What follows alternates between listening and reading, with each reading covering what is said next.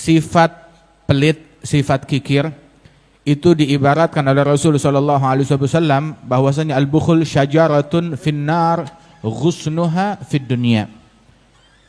Pelit adalah sebuah pohon yang tumbuhnya di neraka, pohonnya ada di neraka, tetapi rantingnya menjulur sampai ke dunia. Man ta'allaga bi ghusnin minha sagathu aw gadathu ilan nar.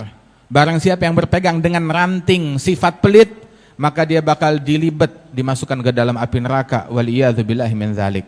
Kebalikannya, as-sakha syajaratun fil jannah. Sifat dermawan adalah sebuah pohon yang tumbuh di surga, rantingnya ada di dunia. Yang berpegang dengan ranting kedermawanan itu bakal ditarik, dimasukkan ke dalam surganya Allah Subhanahu wa taala. Sesungguhnya Rasul sallallahu alaihi wasallam orang yang paling dermawan. Dalam Sahih Bukhari, di awal kitab Sahih Bukhari, Sayyidina Abdullah bin Abbas ketika menceritakan, mensifatkan Rasulullah, beliau menyatakan, kana Rasulullah sallallahu alaihi wasallam ajwadan nas wa kana ajwad ma yakun fi Ramadan hina yatihi Jibril fayudarisuhul Quran wala Rasulullah sallallahu alaihi wasallam ajwadu bil khair min rihil mursalah. Di dalam Sahih Bukhari, di awal kitab itu, di awal-awal kitab, Abdullah bin Abbas mengatakan Rasulullah orang yang paling dermawan. Apalagi kalau udah bulan Ramadan lebih dermawan lagi. Ketika datang malaikat Jibril tadarus Quran, makin banyak ngajinya, makin dermawan lagi sallallahu alaihi wasallam. Nah, kita hadir majelis, jangan makin pelit. Didengerin nasihat, dibacain kitab, harus makin dermawan lagi, makin pemberi lagi. Wala Rasulullah, katanya sungguh Rasulullah dalam kedermawanannya lebih dermawan dibandingkan angin yang berhembus sallallahu alaihi wa alihi wasallam.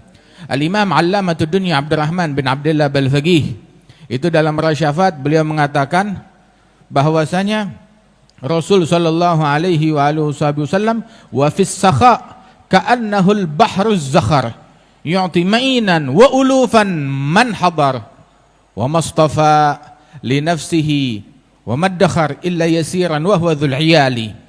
Di dalam kedermawanan beliau bagaikan samudra, memberi tanpa takut miskin sallallahu alaihi wasallam. Enggak nyimpen buat dirinya, enggak nabung buat dirinya, padahal punya istri. Istrinya 9. Kemudian juga punya anak-anak, punya keluarga, banyak orang-orang fuqara al-masakin yang datang, tapi beliau enggak nyimpen buat dirinya. Bahkan satu kali selesai dari sholat di malam hari, buru-buru beliau masuk ke rumahnya, terus keluar lagi. Ditanya, kenapa, ada apa? Kenapa Rasulullah buru-buru masuk ke rumahnya terus keluar lagi, ada hal apa? Dia bilang, saya baru ingat tadi dalam sholat saya kepikir di rumah saya masih ada 2 keping perak, ada duit 2 perak, begitu, belum saya infakkan. Saya nggak mau itu duit nginep di rumah saya malam hari ini. Pertanyaan, kita umat Nabi Muhammad kan? Kita cinta kepada Nabi Muhammad kan? Di rumah kita semalam duit berapa yang nginep? Berapa yang nginep duit? Duit siapa ngomong-ngomong? Itu yang nginep di rumah kita duitnya siapa? Duit siapa? Yang di tabungan kita duitnya siapa? Harta siapa? Ya semua juga milik Allah. Al-mal mali wal aghniya wukalai wal fugara iyali.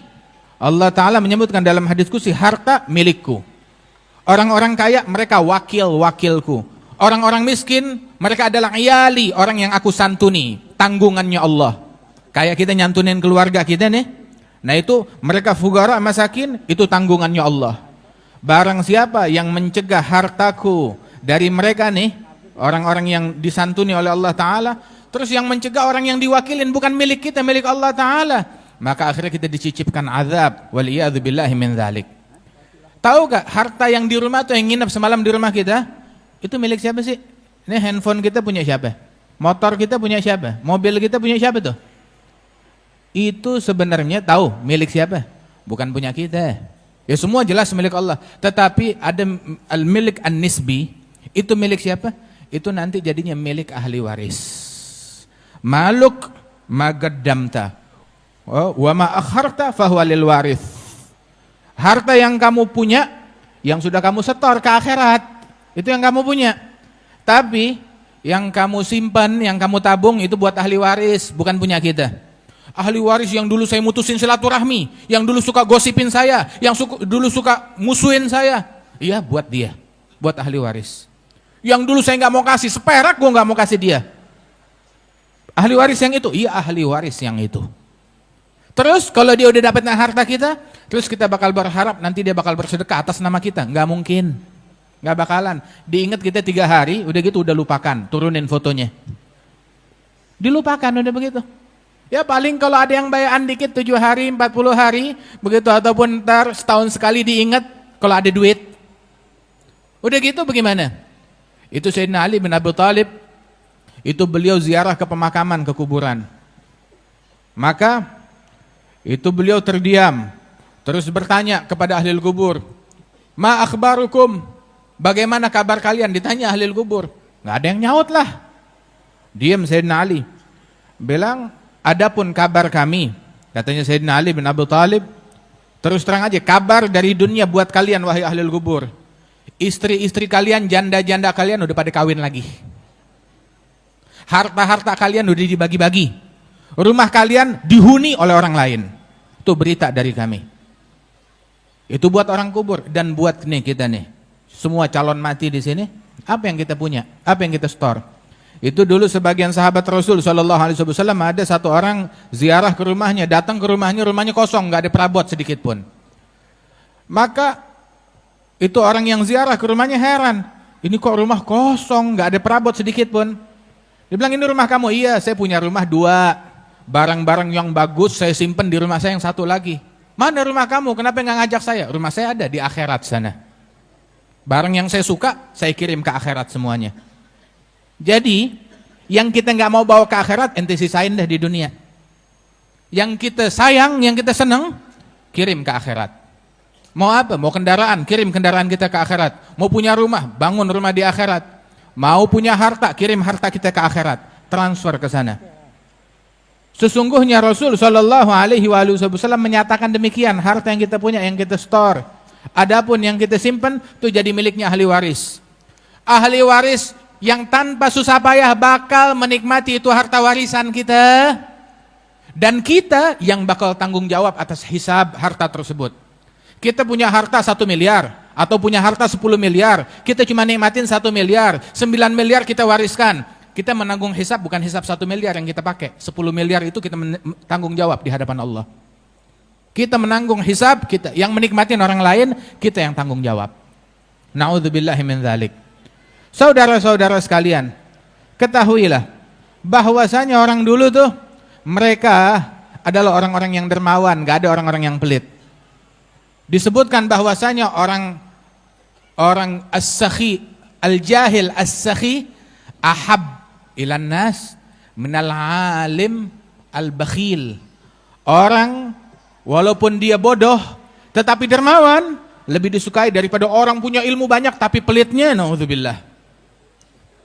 Dan dikatakan bahwasanya al-karim as-sakhi habibullah, garib minallah, garib minan nas, garibun minal jannah, ba'id minan nar.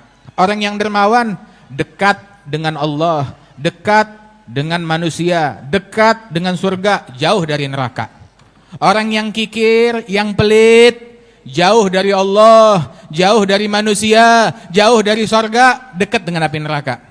Ini kita yang ngumpul di sini nih, ya. Kita yang ngumpul di sini saat ini, hari ini, dan setiap hari. Selalu kita yang ngumpul di sini, dan setiap manusia nih, di Indonesia dimanapun, kita terbagi menjadi 2 kubu. Kita terjadi menjadi 2 kelompok. Kelompok yang mana? Ada kelompok yang didoain nama malaikat, ada kelompok kubu yang disumpahin nama malaikat. Nah, kita yang mana? Itu disebutkan di dalam riwayat, dalam hadis, bahwasanya ketika matahari terbit didampingi 2 malaikat. Setiap harinya. Ketika matahari terbit, 2 malaikat mendampingi. Malaikat yang satu bilang, Allahumma a'ti munfigan khalafa. Ya Allah, yang berinfak pada hari ini, gantikan harta yang dia nafkahi. Digantiin berlipat ganda. Didoain nama malaikat. Yang satu lagi malaikat bilang, Allahumma a'ti mumsikan talafa. ya Allah, yang nyimpen hartanya, yang pelit sama hartanya, yang nggak mau berinfak hari ini, bikin hartanya menjadi ludes, menjadi habis. Imamul Haddad waktu mencantumkan riwayat ini, di bawahnya dia tulis gultu wa du'aul malak mustajab. Doanya malaikat dikabulkan oleh Allah Subhanahu wa taala. Ayo ente hari ini didoain apa disumpahin sama malaikat? Hah? Ente didoain apa disumpahin sama malaikat? Kemarin? Besok mau didoain apa mau disumpahin? Karenanya itu sedekah, badir bis sadaqah.